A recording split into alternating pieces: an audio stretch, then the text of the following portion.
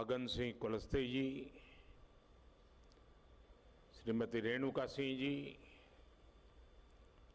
Doctor Bharti Pawar ji, Vishweshwar to do जी, अन्य महानुभाव और देश के अलग अलग राज्यों से आए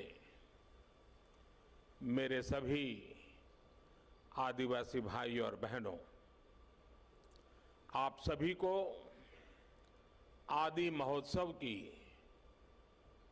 बहुत बहुत शुभकामनाएं। आजादी के अमृत महोत्सव में आदि महोत्सव देश की आदि विरासत की भव्य प्रस्तुति कर रहा है। अभी मुझे मौका मिला देश की आदिवासी परंपरा की इस गौरवशाली झांकी को देखने का। तरह तरह के रस, तरह तरह के रंग, इतनी खूबसूरत पोशाकें, इतनी गौरवमयी परंपराएं, भिन्न भिन्न कलाएं, भिन्न भिन्न कलाकृतियां, भांति भांति के स्वाद, तरह तरह का संगीत। ऐसा लग रहा है जैसे भारत की अनेकता, उसकी भव्यता कंधे से कंधा मिलाकर एक साथ खड़ी हो गई है। ये भारत के उस अनंत आकाश की तरह है जिसने उसकी विविधताएं इंद्रधनुष के रंगों की तरह उभर करके सामने आ जाती है।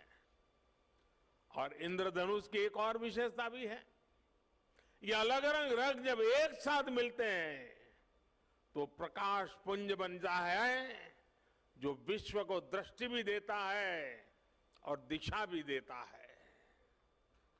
ये अनंत विविधताएं जब एक भारत श्रेष्ठ भारत के सूत्र में पिरोती हैं, तब भारत का भव्य स्वरूप दुनिया के सामने आता है। तब भारत अपने सांस्कृतिक प्रकाश से विश्व का मार्गदर्शन करता है। ये आदि महोत्सव विविधता में एकता, हमारे उस सामर्थ्य को नई ऊंचाई दे रहा है। ये विकास और विरासत, विकास और विरासत के विचार को और अधिक जीवंत बना रहा है। मैं अपने आदिवासी भाई बहनों को और आदिवासी हितों के लिए काम करने वाली संस्थाओं को इस आयोजन के लिए बधाई देता हूं। साथियों, 21वीं सदी का भारत सबका साथ सबका विकास के मंत्र पर चल रहा है। जिससे पहले दूर सुदूर समझा जाता था, अब सरकार दिल्ली से चलकर उसके पास जाती है। जो पहले खुद को दूर सुदूर समझता था, अब सरकार उसे मुख्य धारा में ला रही है। बीते 8-9 वर्षों में आदिवासी समाज से जुड़े आदि महोत्सव जैसे कार्यक्रम देश के लिए एक अभियान बन गए हैं। कितने ही कार्यक्रमों का मैं खुद भी हिस्सा बनता हूं।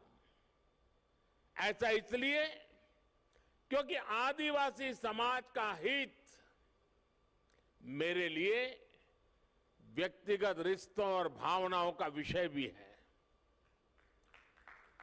जब मैं राजनीतिक जीवन में नहीं था, एक सामाजिक कार्यकर्ता के रूप में, संगठन के कार्यकर्ता के रूप में काम करता था, तो मुझे अनेकों राज्यों में और उसमें भी हमारे जनजातीय समूह के बीच जाने का अवसर मिलता था। मैंने देश के कोने कोने में आदिवासी समाजों के साथ, आदिवासी परिवारों के साथ कितने ही सप्ताह बिताए हैं।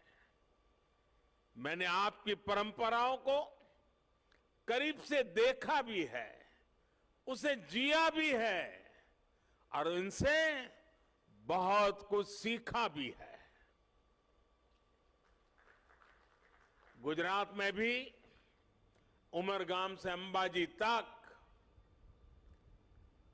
गुजरात की पूरी पूर्वी पट्टी, उस आदिवासी पट्टे में जीवन के अत्यंत महत्वपूर्ण वर्ष मेरे आदिवासी भाई बहनों की सेवा में लगाने का मुझे सौभाग्य मिला था।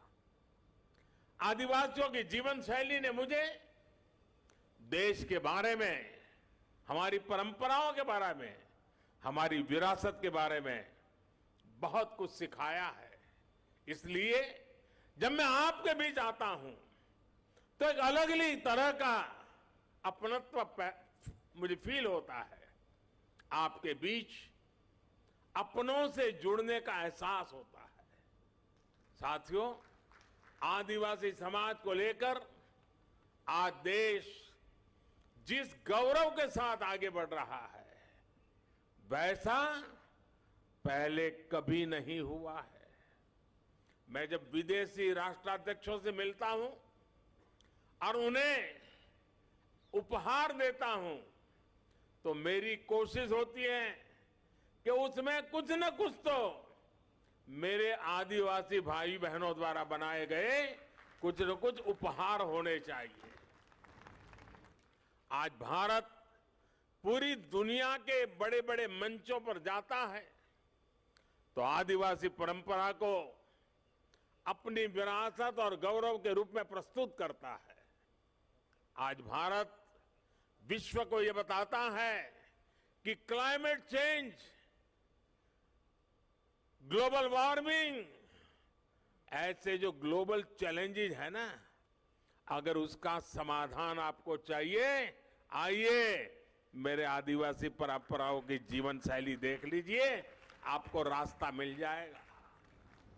आज जब सस्टेनेबल डेवलपमेंट की बात होती है तो हम गर्व से कह सकते हैं कि दुनिया को हमारे आदिवासी समाज से बहुत कुछ सीखने की जरूरत है। हम कैसे पेड़ों से, जंगलों से, नदियों से, पहाड़ों से हमारी पीढ़ियों का रिश्ता जोड़ सकते हैं। हम कैसे प्रकृति से संसाधन लेकर भी उसे संरक्षित करते हैं, उसका संवर्धन करते हैं। इसकी प्रेरणा हमारे आदिवासी भाई बहन हमें लगातार देते रहते हैं। और यही बात आज भारत पूरे विश्व को बता रहा है। साथियों, आज भारत के पारंपरिक और खासकर जनजातीय समाज द्वारा बनाए जाने वाले प्रोडक्ट्स की डिमांड लगातार बढ़ रही है। आज पूर्वोत्तर के प्रोडक्ट्स विदेशों तक में एक्सपोर्ट हो रहे हैं। आज बैम्बू से बने उत्पादों की लोकप्रियता में तेजी से वृद्धि हो रही है। आपको याद होगा, पहले की सरकार के समय बैम्बू को काटने और उसके इस्तेमाल पर कानूनी प्रतिबंध लगे हुए थे। हम बैम्बू को घास की कैटेगरी में ले आए और उस पर सारे जो प्रतिबंध लगे थे उसको हमने हटा दिया। इससे बैम्बू प्रोडक्ट्स अब एक बड़ी इंडस्ट्री का हिस्सा बन रहे हैं। ट्राइबल प्रोडक्ट्स ज्यादा से ज्यादा बाजार तक आए, इनकी पहचान बढ़े, इनकी डिमांड बढ़े। सरकार इस दिशा में लगातार काम कर रही है। वन धन मिशन का उदाहरण हमारे सामने है। देश के अलग अलग राज्यों में 3000 से ज्यादा वन धन विकास केंद्र स्थापित किए गए हैं। 2014 से पहले ऐसे बहुत कम लघु वन उत्पाद होते थे जो एमएसपी के दायरे में आते थे। अब ये संख्या बढ़कर 7 गुना हो गई है। अब ऐसे करीब 90 लघु वन उत्पाद है जिन पर सरकार मिनिमम सपोर्ट प्राइस एमएसपी दे रही है। 50,000 से ज्यादा वनधन स्वयं सहायता समूह के जरिए लाखों जनजातीय लोगों को इसका लाभ हो रहा है। देश में जो स्वयं सहायता समूहों का एक बड़ा नेटवर्क तैयार हो रहा है, उसका भी फायदा आदिवासी समाज को हुआ है। 80 लाख से ज्यादा स्वयं सहायता समूह, सेल्फ हेल्प ग्रुप्स इस समय अलग अलग राज्यों में काम कर रहे हैं। इन समूहों में 1.25 करोड़ से ज्यादा ट्राइबल मेंबर्स हैं, उसमें भी हमारी माताएं बहनें हैं। इसका भी बड़ा लाभ आदिवासी महिलाओं को मिल रहा है। भाइयों और बहनों, आज सरकार का जोर जनजातीय आर्ट्स को प्रमोट करने, जनजातीय युवाओं के स्किल को बढ़ाने पर भी है। इस बार के बजट में पारंपरिक कारीगरों के लिए पीएम विश्वकर्मा योजना शुरू करने की घोषणा भी की गई है। पीएम विश्वकर्मा के तहत आपको आर्थिक सहायता दी जाएगी, स्किल ट्रेनिंग दी जाएगी, अपने प्रोडक्ट की मार्केटिंग के लिए सपोर्ट किया जाएगा। इसका बहुत बड़ा लाभ हमारी युवा पीढ़ी को होने वाला है। और साथियों, ये प्रयास केवल कुछ एक क्षेत्रों तक सीमित नहीं है। हमारे देश में सैकड़ों आदिवासी समुदाय हैं। उनकी कितनी ही परंपराएं और हुनर ऐसे हैं जिनमें असीम संभावनाएं छिपी है। इसलिए देश में नए जनजातीय शोध संस्थान भी खोले जा रहे हैं। इन प्रयासों से ट्राइबल युवाओं के लिए अपने ही क्षेत्रों में नए अवसर बन रहे हैं। साथियों, जब मैं 20 साल पहले गुजरात का मुख्यमंत्री बना था, तो मैंने वहां एक बात नोट की थी। वहां आदिवासी बेल्ट में जो भी स्कूल थे, इतना बड़ा आदिवासी समुदाय था, लेकिन पिछली सरकारों को आदिवासी क्षेत्रों में साइंस स्ट्रीम की स्कूलें बनाने में प्राथमिकता नहीं थी। अब सोचिए, जब आदिवासी बच्चा साइंस ही नहीं पढ़ेगा तो डॉक्टर इंजीनियर कैसे बनता? इस चुनौती का समाधान हमने उस पूरे बेल्ट में आदिवासी क्षेत्र के स्कूलों में साइंस की पढ़ाई का इंतजाम करके किया। आदिवासी बच्चे देश के किसी भी कोने में हो, उनकी शिक्षा, उनका भविष्य, ये मेरी प्राथमिकता है। आज देश में एकलव्य मॉडल आदिवासी विद्यालयों की संख्या में 5 गुना की वृद्धि हुई है। 2004 से 2014 के बीच 10 वर्षों में केवल 90 एकलव्य आदिवासी स्कूल खुले थे, लेकिन 2014 से 2022 तक इन 8 वर्षों में 500 से ज्यादा एकलव्य स्कूल स्वीकृत हुए हैं। वर्तमान में इनमें 400 से ज्यादा स्कूलों में पढ़ाई शुरू भी हो चुकी है। 1 लाख से ज्यादा जनजातीय छात्र छात्राएं इन नए स्कूलों में पढ़ाई भी करने लगे हैं।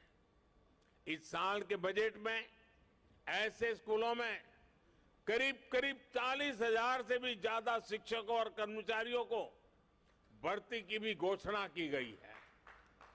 अनुसूचित जनजाति के युवाओं को मिलने वाली स्कॉलरशिप में भी 2 गुने से ज्यादा की बढ़ोतरी की गई है।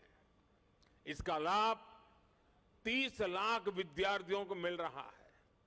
साथियों, आदिवासी युवाओं को भाषा की बाधा के कारण बहुत दिक्कत का सामना करना पड़ता था, लेकिन नई राष्ट्रीय शिक्षा नीति में मातृभाषा में पढ़ाई के विकल्प को भी खोल दिए गए हैं।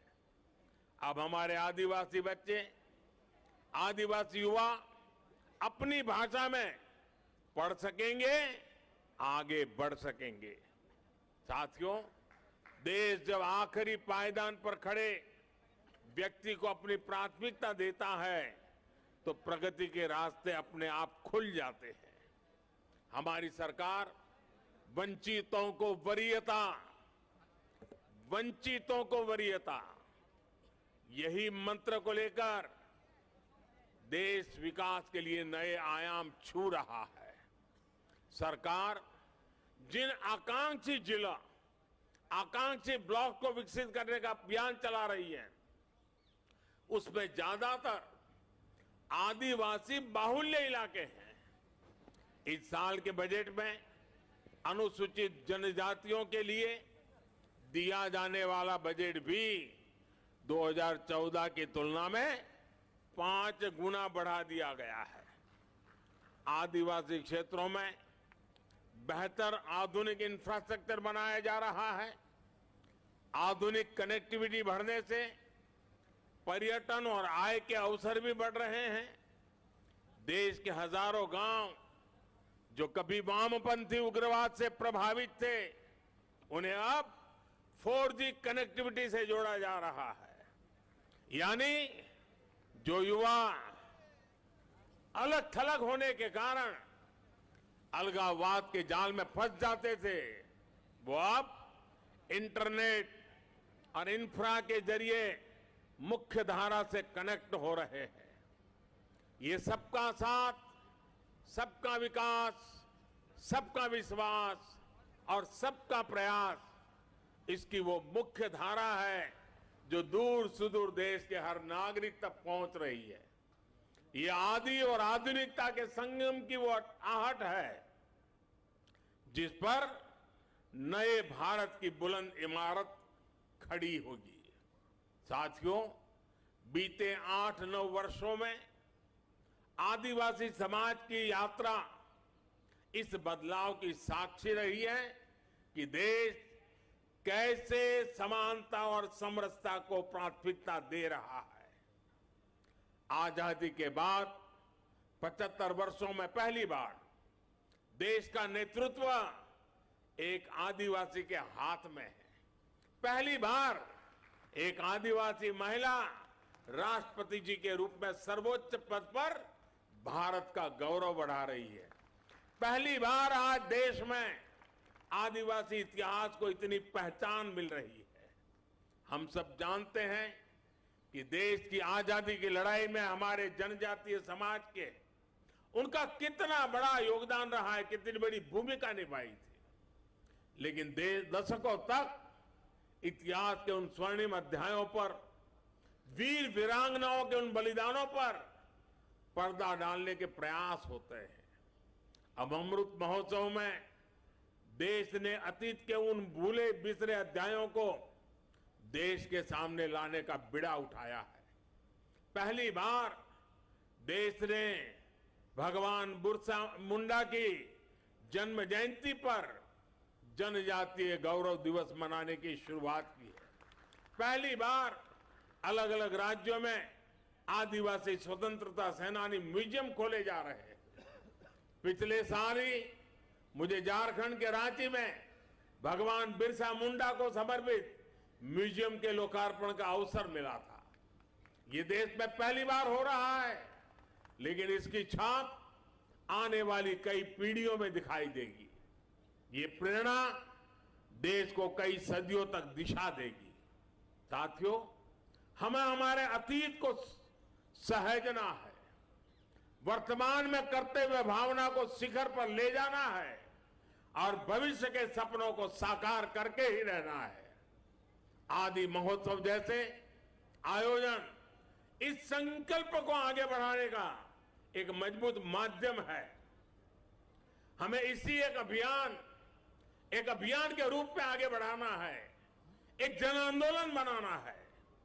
ऐसे आयोजन अलग अलग राज्यों में भी ज्यादा से ज्यादा होने चाहिए। साथियों, इस वर्ष पूरा विश्व भारत की पहल पर इंटरनेशनल मिलेट ईयर भी मना रहा है।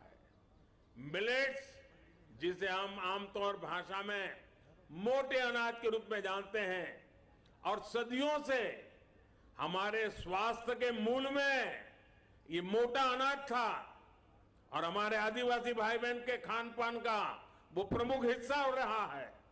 अब भारत ने ये मोटा अनाज, जो एक प्रकार से सुपर फूड है, इस सुपर फूड को श्री अन्न की पहचान दी है। जैसे श्री अन्न बाजरा, श्री अन्न ज्वार, श्री अन्न रागी, ऐसे कितने ही नाम हैं। यहां के महोत्सव के फूड स्टॉल पर भी हमें श्री अन्न का स्वाद और सुगंध देखने को मिल रही है। हमें आदिवासी क्षेत्रों के श्री अन्न का भी ज्यादा से ज्यादा प्रचार प्रसार करना है। इसमें लोगों को स्वास्थ्य का लाभ तो होगा ही, आदिवासी किसानों की आय भी बढ़ेगी।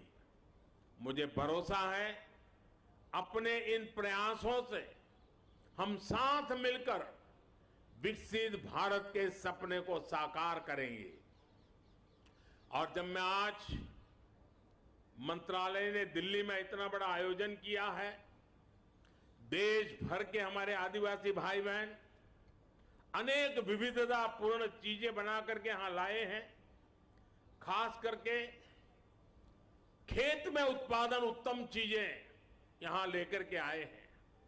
मैं दिल्ली वासियों को, हरियाणा के नजदीक के गुरुग्राम वगैरह इलाके के लोगों को, उत्तर प्रदेश के नोएडा गाजियाबाद के लोगों को आज यहां से सार्वजनिक रूप से आग्रह करता हूं, जरा दिल्ली वासियों को विशेष आग्रह करता हूं कि आप बड़ी तादाद में आइए। आने वाले कुछ दिन ये मेला खुला रहने वाला है। आप देखिए, दूर सुदूर जंगलों में इस देश की कैसी कैसी ताकतें देश का भविष्य बना रही है। जो लोग हेल्थ कॉन्शियस है, जो डाइनिंग टेबल की हर चीज में बहुत ही सतर्क है, विशेष करके ऐसी माताओं बहनों से मेरा आग्रह है कि आप आइए। हमारे जंगलों की जो पैदावारें हैं वो शारीरिक पोषण के लिए कितनी समृद्ध है, आप देखिए, आपको लगेगा और भविष्य में आप लगातार वहीं से मंगवाएंगे। अब जैसे यहां हमारे नॉर्थ ईस्ट की हल्दी है, खास करके हमारे मेघालय से, उसके अंदर जो न्यूट्रिशनल वैल्यूज हैं, वैसी हल्दी शायद दुनिया में कहीं नहीं है। अब जब देखते हैं, पता चलता है, तो लगता है हाँ, अब हमारे किचन में यही हल्दी हम उपयोग करेंगे। और इसलिए मेरा विशेष आग्रह है, दिल्ली, हरियाणा और उत्तर प्रदेश के जो इलाके यहाँ पास पास में हैं, वो यहाँ आए। और मैं तो चाहूंगा दिल्ली दम दिखाएं कि मेरे आदिवासी भाई बहन जो चीजें लेके आए हैं, एक भी चीज उनको वापस ले जाने का मौका नहीं मिलना चाहिए। सारे के सारे यहां बिक्री हो जानी चाहिए। उनको एक नया उत्साह मिलेगा, हमें एक संतोष मिलेगा। आइए हम मिलकर के इस आदि महोत्सव को चिरस्मरणीय बना दें, यादगार बना दें, बहुत सफल बना करके रखें। आप सबको मेरी तरफ से बहुत बहुत शुभकामनाएं, बहुत बहुत धन्यवाद।